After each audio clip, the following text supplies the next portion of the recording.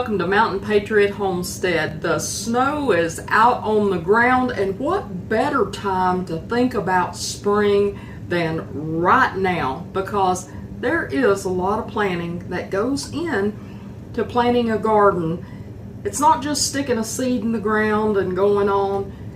Can things grow that way? Of course they can. And if you've been stopped because you're worried that you won't get it right, just try it. Just get a seed, put it in some dirt, give it some water, give it some sunshine, give it some love, and grow something.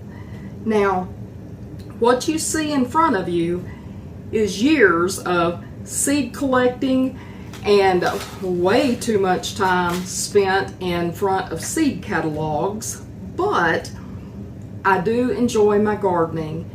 It furnishes not only the food that we eat, but also a lot of the medicinals that we use around the household. It furnishes a lot of pleasure that we get from the flowers that bloom, and you know, it's enjoyable for me. It's relaxing for me.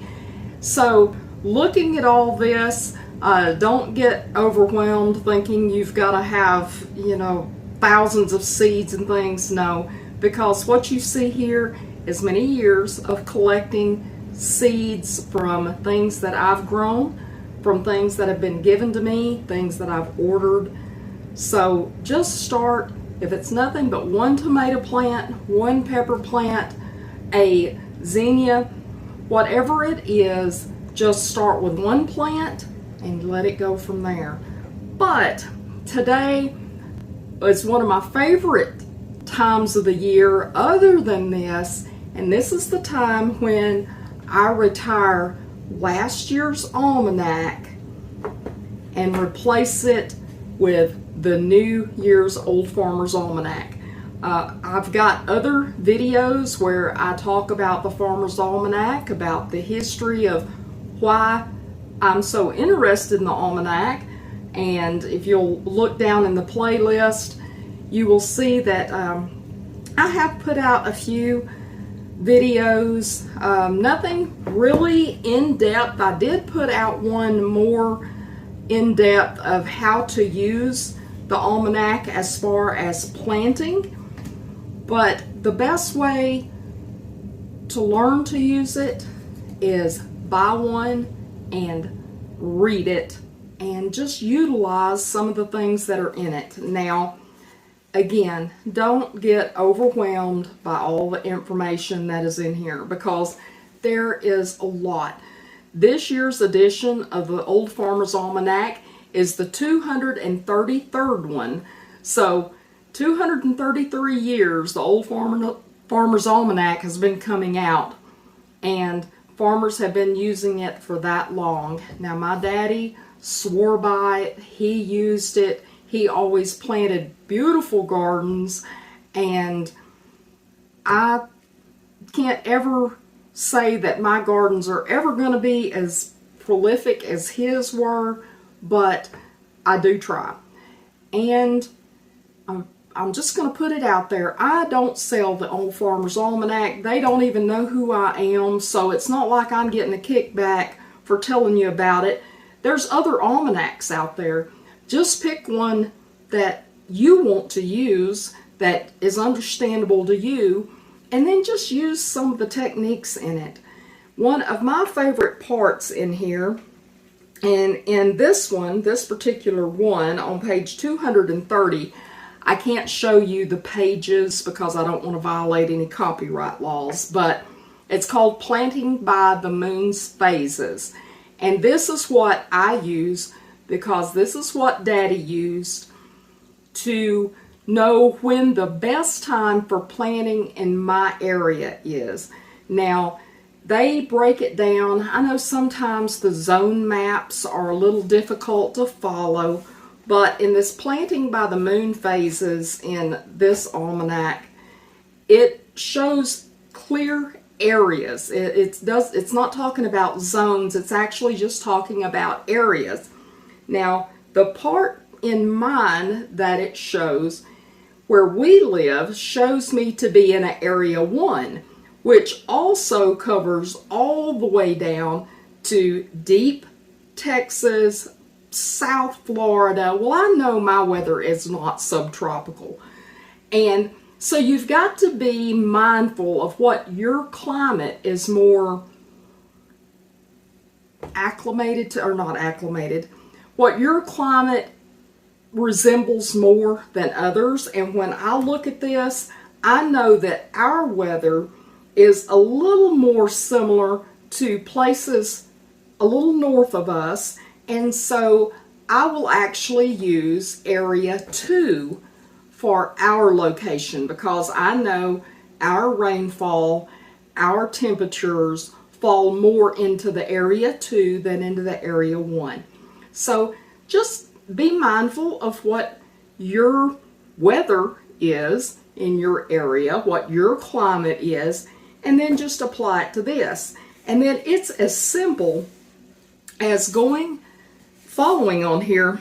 I'm just going to pick the first one. I don't plant barley. I could plant barley, but on here it says barley, and then I go to Area 2, and it tells me the best times for my area to plant barley would be from March 15th to April 7th.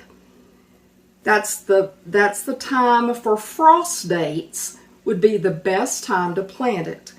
Now, the moon favorable time within that time period would be to plant from March 29th to April 7th. That's the best phase of the moon to plant in for that particular seed, for that barley. And it's the same thing. It goes from barley to wheat, and all the vegetables and stuff in between, it covers those and tells you for your area the best planting date as far as temperatures, frost dates, and as far as moon phases. And if you want to plant by the phase of the moon, just make sure that you plant within that phase of the moon. It sounds more complicated than it is, but this little chart here does make it a lot more simple.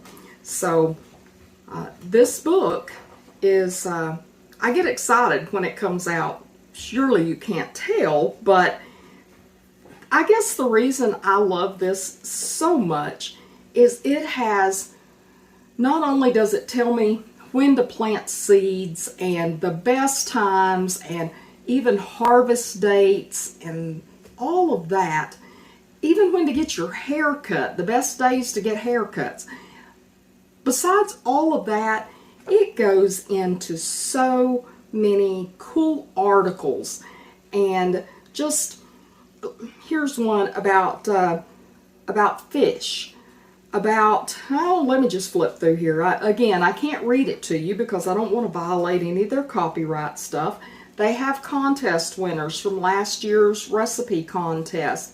It tells about just how to trick plants that maybe aren't meant for your climate, how to trick them into growing in your climate. But it's not just about planting, even though it does say Farmer's Almanac, and it does cover a lot of that sort of thing. It goes into, let me just flip on back here. The back of the book is really cool because it's a reference portion, and it talks about, I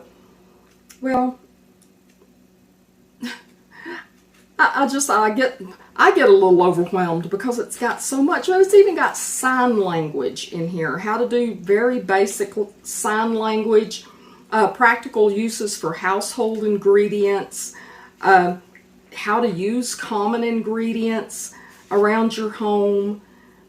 And then a lot of it is pertaining to growing and just farming in general. I love this book. I really like the part about the weather because it's really fun to look up your area and see what it says that the weather is going to be doing? Well, as a matter of fact, let me see if I can just find my area real quick in here and see if I can see what it's supposed to be doing. I didn't plan this ahead of time, so I'm not flipped to it right this second. But if I can get in here.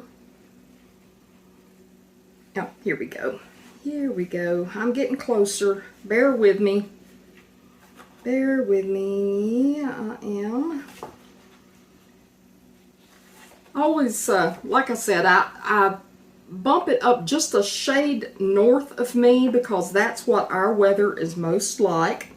And let's see, right here, during our current, what's the temperature? What is the date? It's the 10th of January. Here on the 8th through the 14th of January, it says we're going to have intervals of rain and snow, and then it warms up. Well, this whole past week, it's been cold. And then overnight and today, we're having snow, quite a number of inches of snow, and it's beautiful outside. And then later in the week, it's supposed to warm up before it gets cold again. And that's what this is saying it's going to do. Now, is the weather in here always right? No. But I guess it's as right as anything else that I hear, especially long term. You know, just forecasting what it's going to do a week from now is really difficult for meteorologists to do. So just the fact that a book can come out that forecasts what it's going to do a year from now, it's pretty amazing to me because it does catch it quite a bit of the time. But I'm not going to tell you to rely strictly on this. If you want to know if it's cold, go outside. That'll tell you best of all. But anyway, I am going to get back to looking at my seeds, figuring out, because it won't be long before I'll be getting things started. Some of my cooler weather crops I'll start in the greenhouse because I have an unheated greenhouse that I begin things in. And then when it gets further into toward the end of February into March, it's still pretty chilly here. We can still have frost and we can still have snow here. But at that time, I'll bump on a heater that I'll keep it just above the point of freezing, and I'll start planting some other things. But when that time comes, when I start putting things, excuse me, when I start putting things out in the greenhouse, I'll bring you along and we'll just do it together, okay? So my throat's getting dry, I need some more to drink, and I'm going to talk to you later. I love y'all. Hope you have a great day. Mountain Patriot Homestead, signing out.